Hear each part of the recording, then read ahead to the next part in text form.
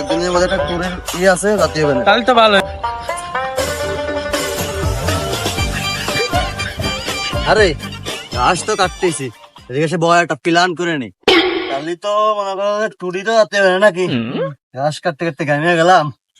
Plan করছিলাম যে ট্যুরে যেতে হবে কক্সবাজার। তা 8 জনে যদি 2000 করে দিয়ে 8000 হচ্ছে 4 জনে, বুঝতে পারো নাই? তা 8000 তো হবে না ক্যাপচার। যাই হোক, আরো কিছু বাড়াই বেরো হলি সেই বিষয়, তাহলে আমাকে ভাবতে হবে না। আমাদের একটা প্ল্যান আছে। কি প্ল্যান কও তো? কি প্ল্যান? আরে ভাই, তোর মাথায় কি প্ল্যান খেলে? তাহলে ভাবিছো? হ্যাঁ, তাই তো বুঝলাম। 4 জনে যদি 8000 দিই, তাহলে এদিক থেকে যদি 8000 আসে, তাহলে কেমন হবে না? তাহলে তো ভালো হবে না। জাক্কাস যাক, এই বছর মানে টুরটা সফল হবে না। এই কথাই থাকলো তাহলে। তাহলে তাই। আচ্ছা।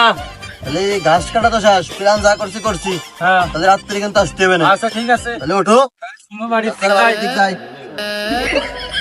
আমি তাড়াতাড়ি চলে যাচ্ছি।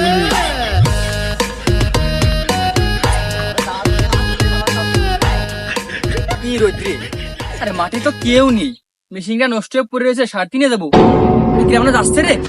এ বড় ভাই, এ বড় ভাই, কিডা, কেউ ডাকলেন নাকি? ভাই কিছু পাবেন? কতি তো চাইছিলাম, ওই মেশিনটা বহুত দিন ধরে পড়ে রয়েছে, তা প্যান থয়েছে রাস্তার পর, তা কারো দেখতে না, তোমাকে ডাক দিলাম যে মেশিনটা নিয়ে যে সারাই নিয়ে আসবানে, কারণ এখানে পাথর খোলা মোলা পানি দিতে হবি, বোঝোই তো বাপু। মন্দির কয় গিরা? ভাই,